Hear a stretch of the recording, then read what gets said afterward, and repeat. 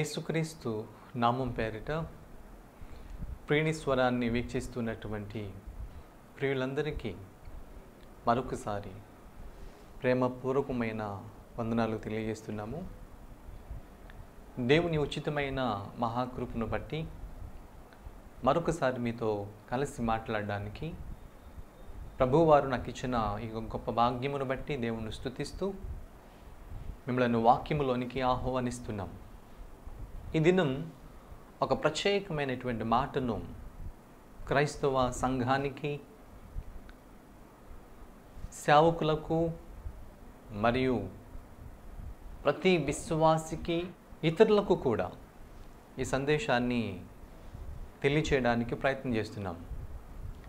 దయచేసి శ్రద్ధగా విని ప్రభు యొక్క ఆశీర్వాదం మీరు, మీ కుటుంబం, సంఘము కలిసి అనుభవించాలని ఈ సందేశాన్ని మీ ముందు ప్రకటన చేస్తున్నాం.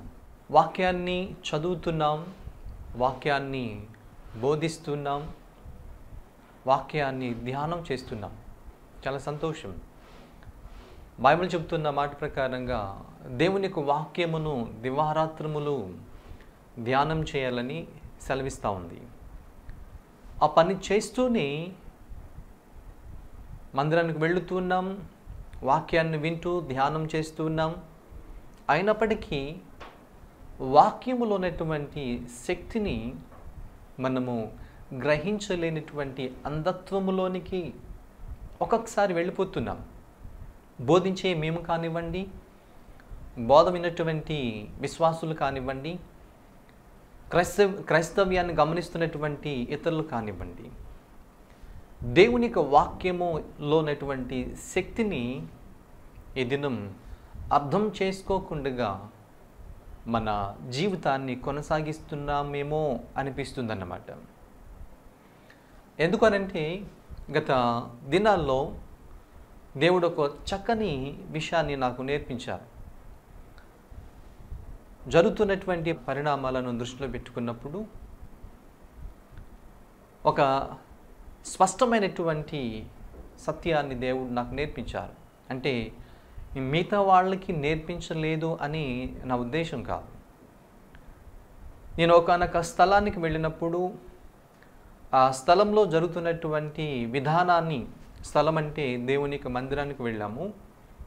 స్నేహితులు పిలవగా ఆ స్నేహితులు పిలిచినటువంటి ఆ మందిరానికి వెళ్ళిన తర్వాత ఉపవాస కూటాలను ఏర్పాటు చేసుకున్నారు వాళ్ళు. నేను వాక్యం చెప్పడానికి పిలువబడలేదు, కానీ ఒక స్నేహితునిగా పిలువబడ్డాను. వెళ్ళి ఆ వాక్య సందేశాన్ని వింటున్న సమయంలో వచ్చినటువంటి సేవకుడు బోధిస్తూ ఆయన బోధ విధానం కానివ్వండి, ఆయన చర్యలు కానివ్వండి, నాకు మనస్తాపం కలిగించాయి.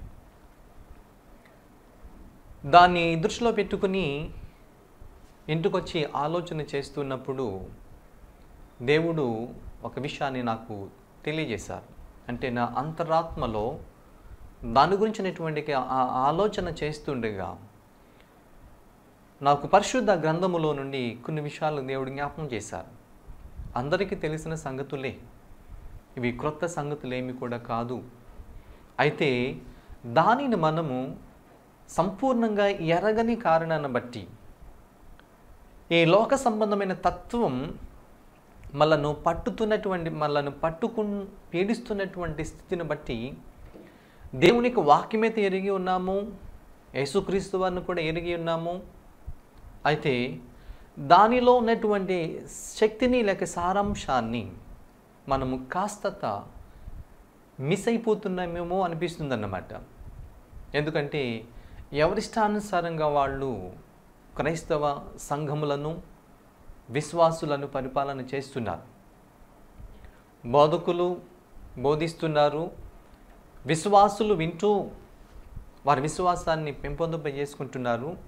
అయినప్పటికీ ఏదో కొరత కనిపిస్తూనే ఉంది. ఆ కొరత ఉంటుంది సహజంగా. అయితే దానిని గ్రహించిన తర్వాత దానిని విడిచిపెట్టుట మనకి ఆశీర్వాదం.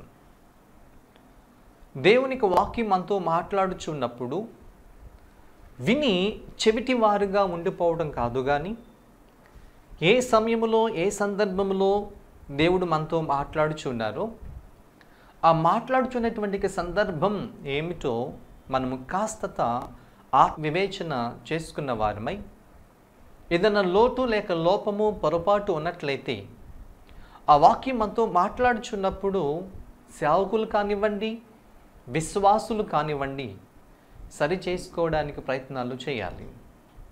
లేకుంటే నష్టపోయేది దేవుడు కాదు, ఇతరులు కూడా కాదు, నష్టపోయేది మనమే. వాక్యం విని ఆ శక్తిని మనం గ్రహించలేని అజ్ఞాన దిశలో ఉన్నట్లయితే, లేకపోతే అజ్ఞాన దశలో ఉన్నట్లయితే నష్టపోతున్నాము అన్న సంగతి మనం గుర్తుపెట్టుకోవాలి.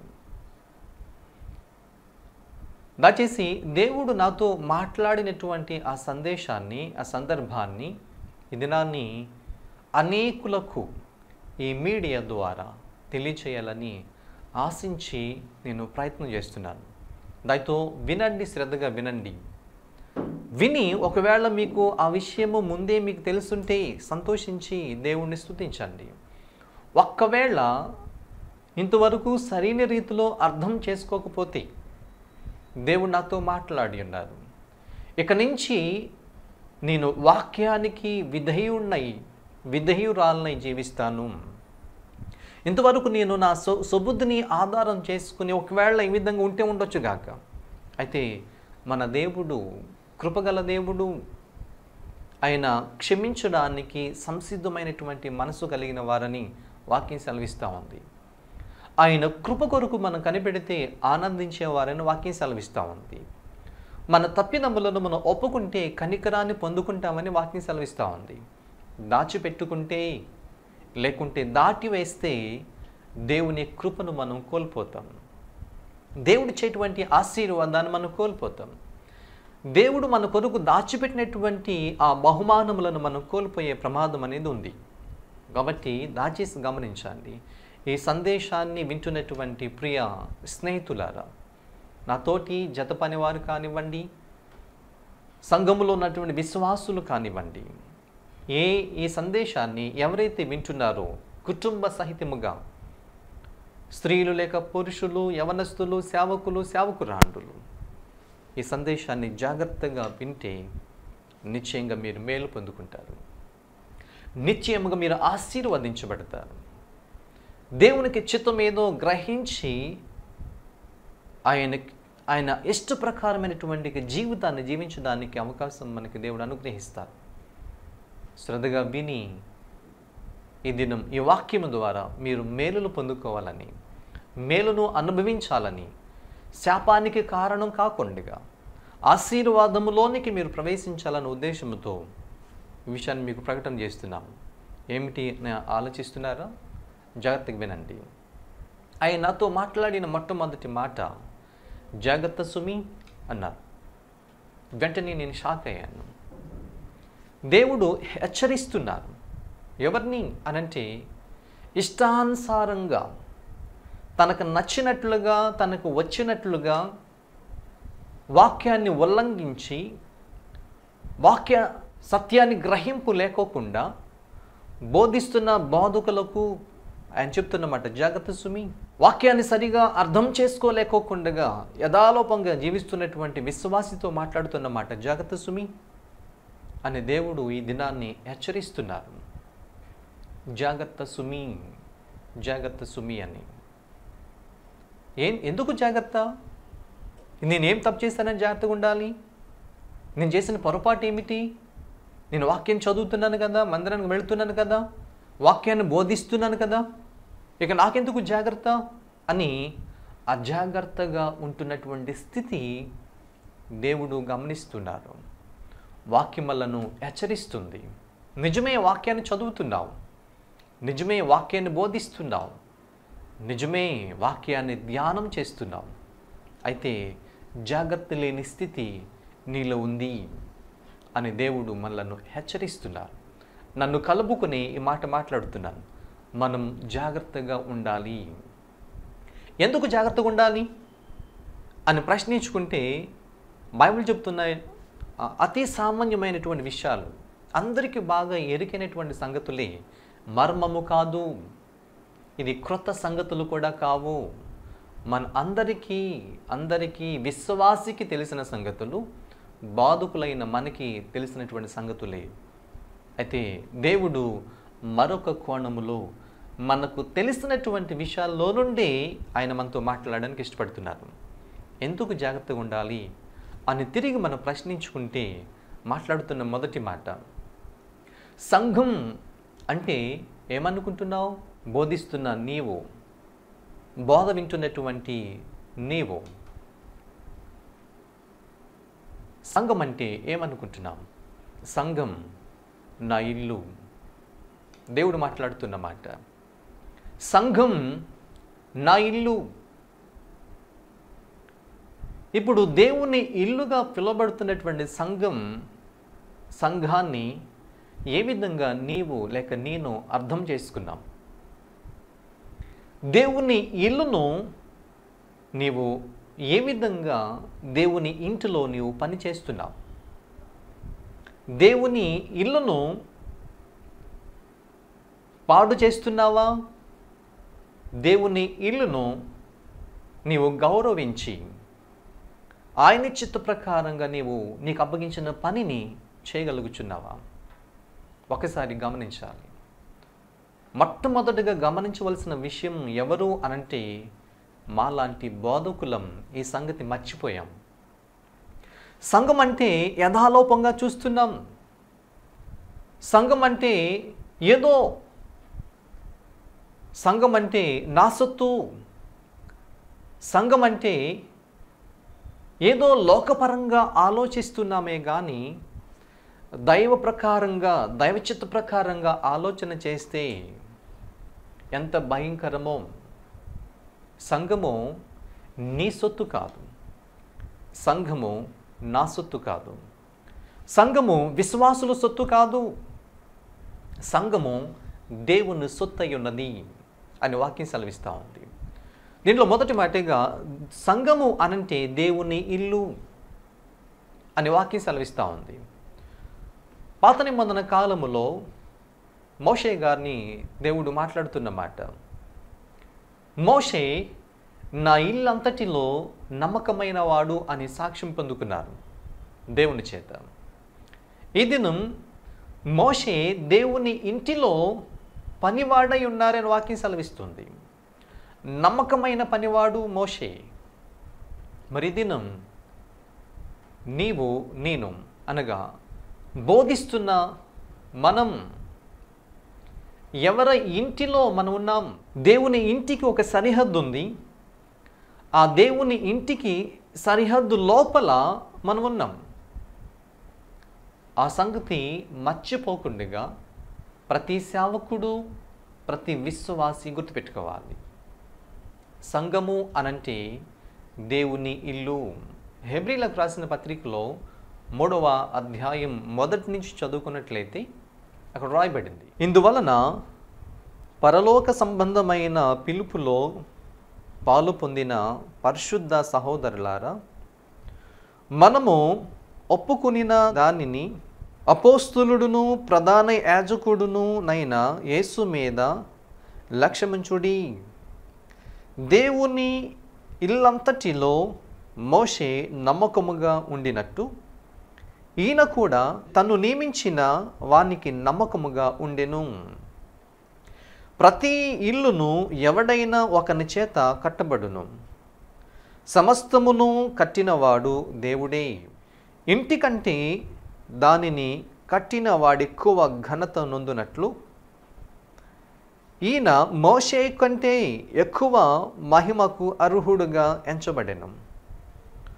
ముందు చెప్పబోవు సంగతులకు సాక్షార్థముగా మోషే పరిచారికుడై ఉండి దేవుని ఇల్లంతటిలో నమ్మకముగా ఉండెను.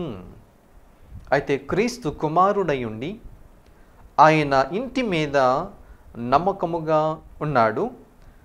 ధైర్యమును నిరీక్షణ వలనని ఉత్సాహమును తుదమట్టుకు స్థిరముగా చేపట్టిన ఎడల మనమే ఆయన ఇల్లు. మరియు పరిశుద్ధాత్మ ఇట్లు చెప్పుచున్నాడు, మనమే ఆ ఇల్లు, మనమే ఆయన ఇల్లు. గుర్తుపెట్టుకోవాలి, గమనించాలి. సంఘము అనంటే దేవుని ఇల్లు.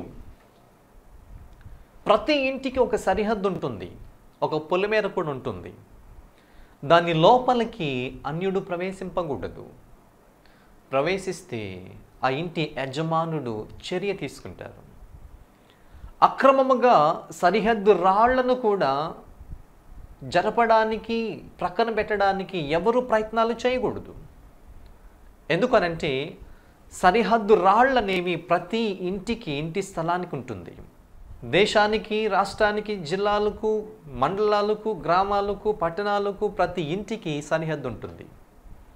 ఆ సరిహద్దులోనికి అన్యుడు ప్రవేశిస్తే ఎవరు ఒప్పుకోరు, లోకానుసారంగా కూడా. అలాగే దేవుని ఇంటికి కూడా ఒక సరిహద్దు ఉంది. ఆ సరిహద్దులోనికి అన్యుడు ప్రవేశిస్తే ఆయన ఒప్పుకోరు. అతి దినం అలాంటి సరిహద్దు కలిగినటువంటి ఇంటిలో ఈ దినం ప్రతి సేవకుడు పనిచేస్తున్నారు. పూర్వకాలం, పాత నిబంధన కాలములో మోషే దేవుని ఇంటిలో పనిచేశారు. ఇప్పుడైతే మోషే కంటే గొప్పవాడు దేవుని కుమారుడు. ఈయన ఇల్లంతటిలో కాదు, ఆయన ఇంటి మీద యజమానుడై ఉన్నాడని వాక్యం సెలవిస్తూ ఉంది. మోషే ఇంటిలో పనివాడు, యేసుక్రీస్తు వారైతే ఇంటి మీద అధికారి, యజమానుడు అని వాక్యం సెలవిస్తుంది. ఎవరు ఆ ఇల్లు అనంటే మనమేనని కూడా వాక్యం సెలవిస్తుంది. అంటే సంఘమే దేవుని ఇల్లు. అయితే దేవుని ఇల్లును ఎవరైనా పాడు చేస్తే అది సేవకుడా, విశ్వాసియా, లేకుంటే అన్యుడా? దేవుణ్ణి ఎరగనవారు కానివ్వండి, దేవుణ్ణి ఎరిగి కలిగి ఉన్న మనము కానివ్వండి, ఆయన ఇంటిని పాడు చేస్తే ఆయన ఒప్పుకోరు. ఎందుకనంటే ఈ ఇల్లు సామాన్యమైనది కాదు, ఉన్నతమైనది. ఈ సృష్టిలోనే ఉన్నతమైన స్థానం ఈ ఇంటికి ఉన్నది అని గుర్తుపెట్టుకోవాలి. ఏ ఇంటికి అనంటే సంఘము అనే ఇంటికి అంత ప్రాధాన్యత ఉంది. ఎందుకు అనంటే ఈ ఇంటికి యజమానుడు క్రీస్తు. అది ఇల్లు ఎవరి చేత కట్టబడుతుంది అనంటే సాక్షాత్తు దేవుని చేత ఇల్లు కట్టబడుతుంది అని వాక్యం సెలవిస్తుంది. ప్రతి ఇల్లు ఏదో ఒక్కని చేత కట్టబడుతుంది. అలాగే ఈ ఇల్లు అయితే దేవుని చేత కట్టబడి ఉన్నది. దేవుని చేత కట్టబడి ఉన్నది. ఇంటికంటే కట్టినవాడే ఎక్కువ ఘనత నొందును కదా అని వాక్యం సెలవిస్తుంది. ఈ దినాన్ని దేవుడు ఘనపరచబడడానికి ఈ ఇల్లును కట్టిస్తున్నారు తన కుమారుడైన క్రీస్తు చేత. అయితే ఆ ఇంటిలో ఈ దినం ప్రతి విశ్వాసి, ప్రతి సేవకుడు, విశ్వాసి కంటే సేవకుడు ఏమై ఉన్నారు అనంటే బైబిల్ చెప్తుంది, పరిచారికుడై ఉన్నాడు, పనివాడై ఉన్నాడు. అంతేగాని ఆ ఇంటి మీద పెత్తనం చెలాయించడానికి దేవుడు అధికారం ఇవ్వలేదు. ఎవరికి అనంటే మాలాంటి బోధకులకు అధికారము ఇవ్వలేదు. ఆ ఇంటిలో పని చేయడానికి నన్ను పెట్టుకున్నారే కానీ దానిని పాడు చేయడానికి, చెరపడానికి నీకు అధికారము దేవుడు ఇవ్వలేదు. ఆ సంగతి దినాన్ని బోధకులంగా మేము మర్చిపోయాం. ఆ సంగతి దినాన్ని ప్రతి విశ్వాసి మర్చిపోయారు. అందుకని ఇష్టానుసారంగా ప్రవర్తించడానికి ప్రయత్నాలు చేస్తున్నారు. జాగ్రత్త సుమి. సంఘము అనంటే ఆయన ఇల్లు. ఒక చిన్న ఉపమానం చెప్పి నేను ముందుకు వెళ్తాను. ఏమిటి అనంటే, ఈ ఇంటిలో పనిచేస్తున్నటువంటి మాలాంటి సేవకులం ఆ ఇంటి సరిహద్దులలో సంచారం చేస్తూ, అప్పగించిన పనిని చేస్తూ ముందుకు వెళుతున్నారు. అయితే ఈలోగా కొన్ని పరిణామాలు చోటు చేసుకుంటున్నాయి. ఈ ఇంటి వెలుపల వేరే స్థితి ఉంది, ఈ పొలిమేర వెలుపల వేరే స్థితి ఉంది, ఈ పొలిమేర లోపల మరొక స్థితి ఉంది. ఇప్పుడు ఈ లోపల ఉన్నటువంటి మాలాంటి సేవకులం బయటకు వచ్చి బయటున్న వాటిని చూస్తూ ఆలోచిస్తున్నాం. కానీ ఏం చేయాలి? ఈ ఇంటిలో నేను ఒక సేవకుణ్ణి, అని తాను అణుచుకుని యథాలోపంగా జీవితాన్ని కొనసాగిస్తున్నారు. కానీ జరుగుతున్న స్థితి ఏమిటనంటే, మాలాంటి సేవకులం ఆలోచిస్తూ దినాలు గడుస్తున్న కొలది పరిణామాల కాస్త ఇరుకైన స్థితి, విశాలత అనేది లేకుండా పోయింది. చివరికి మనసు ఏం చేస్తుందనంటే, ఈ సేవకుడు శరీరం విశ్రాంతి తీసుకుంటుంది, కానీ మనసు ఈ శరీరములో నుండి బయటకు వచ్చి ఆ సరిహద్దు రాళ్ల దగ్గర నిలబడి ఆలోచిస్తుంది. నలుమూలలో ఉన్నటువంటి ఆ రాళ్ల దగ్గరకు వెళ్ళి ఆలోచిస్తూ దినాలు గడుపుతుంది. ఒక దినాన్ని ఈ మనస్సు వెళ్ళి ఆ పులిమేర రాతి దగ్గర నిలబడి కూర్చొని కాళ్ళు బయట పెట్టి, అంటే ఈ పులిమేరకున్నటువంటి హద్దు రాయి మీద కూర్చుండి కాళ్ళు బయట పెట్టి ఆలోచిస్తుంది మనస్సు. ఇవన్నీ ఈ ఇంటి యజమానుడు గ్రహిస్తున్నారు, అంటే దేవుడు గ్రహిస్తున్నారు. ఆయన చూస్తున్నారు కానీ ఏమీ అనలేదు, అడగలేదు. ఎందుకనంటే దేవుడు ప్రతిదానికి ఒక సమయాన్ని నియమించారు. ఆ సమయం వచ్చేంత వరకు ఆయన కదలరు, మాట్లాడరు. ఏ విధంగా చేసినా ఆయన చూస్తుంటారు, సహిస్తుంటారు. అలాగని దేవుడు చూస్తున్నారు ఆ సేవకుణ్ణి. శరీరం అయితే ఉంది, మనసు అయితే సంచారం చేస్తుంది సరిహద్దుల లోపల ఉండి. ఈలోగా ఒక యాత్రికుడు ఆ మార్గం గుండా వెళ్తున్న సమయంలో ఈ మనస్సు ఆ రాతి మీద కూర్చుండి దీర్ఘంగా ఆలోచిస్తుంది. కాళ్ళు బయట పెట్టుకుంది, రాతి మీద కూర్చుంది మనస్సు. వెళ్ళిపోతూ ఆ వ్యక్తి చూశాడు కానీ పలకరించలేదు, గమనించుకుంటూ వెళ్ళిపోయాడు. ఇలాగా మరికొన్ని నెలలు గడిచాయి. మళ్ళా అదేవిధంగా మరొక సమయంలో మరలా మనసు వచ్చి రాతి మీద కూర్చుండి కాళ్ళు బయట పెట్టుకుని ఆలోచన చేస్తుంది. ఈలోగా మరొక వ్యక్తి, ఆ ప్రయాణికుడు వచ్చి పలకరిస్తూ ఉంటే ఈ మనసు చెప్తుంది. ఏమని అనంటే, ఈ మనసుకున్నటువంటి విషయాలన్నీ కూడా దేవుడు గమనిస్తున్నారు, అలాగనే ఈ యాత్రికుడైన వాడు కూడా గమనిస్తున్నారు. పలకరించి మంచి చెడ్డ కనుక్కొని ఆయన కూడా వెళ్ళిపోయారు. తర్వాత మూడవసారి ఏం జరిగిందంటే, మరొక యాత్రికుడు వచ్చారు. అదే స్థలంలో ఆ కాళ్ళు బయట పెట్టుకుని కూర్చున్న ఆ మనసు దగ్గరకు వచ్చి నిలబడి మాట్లాడుతున్నారు. ఏమిటి అనంటే, ఈ మనసు ఏది సంచారం చేస్తుందో, ఏమి ఆలోచిస్తుందో ఆ ముగ్గురు వ్యక్తులు గమనిస్తూ వచ్చారు. మొదటి వ్యక్తి మాట్లాడకపోయినా రెండో వ్యక్తి పలకరించారు, మూడో వ్యక్తి సహాయాన్ని అందించారు. ఆ మనసుకున్నటువంటి స్థితి గమనించి ఆయన సహాయం చేశారు. ఏంటి సహాయము అనంటే, ఈ మనసు ఏ విధంగా ఆలోచిస్తుంది అనంటే, ఈ సరిహద్దు లోపల ఇరుకైన స్థితి, విశాలత లేదు. స్వేచ్ఛగా బ్రతకడానికి, ధనాన్ని సంపాదించుకోవడానికి, లోక సంబంధమైన ఆశలు నెరవేర్చుకోవడానికి వీలు పడట్లేదు. ఆశ అయితే ఉంది, నెరవేర్చుకోవడానికి అవకాశాలు లేకుంటే ఆధారం లేకుండా పోయింది. ఇలాంటి ఈ మనసు సంచారం చేస్తున్నటువంటి స్థితి దేవుడు చూస్తున్నారు, అలాగనే ఈ లోక అధికారి అయిన అపవాది కూడా చూస్తున్నాడు. వాడు అనుచరులను పంపిస్తుంటాడు. మొదట వాడు వచ్చాడు, గమనించాడు, విషయం అర్థమైంది. వెళ్ళి తన యజమానుడు కూడా చెప్పారు, పలానా స్థలములో పలానా వ్యక్తి ఏ విధంగా ఆలోచిస్తున్నాడు అని చెప్పగానే మరొక వ్యక్తి వచ్చారు. ధైర్యంగా ఉండు అని భరోసా ఇచ్చి వెళ్ళారు. మూడో వ్యక్తి వచ్చి ఆయనకి సహకారం అందించారు. సహకారం అందిస్తే ఈ మనసు చెప్తున్నమాట, రండి లోనికి అంటే ఆయన అన్నారు, నేను రాకూడదు, ఈ సరిహద్దు లోపలికి నేను ప్రవేశించకూడదు, అది ధర్మం కాదు.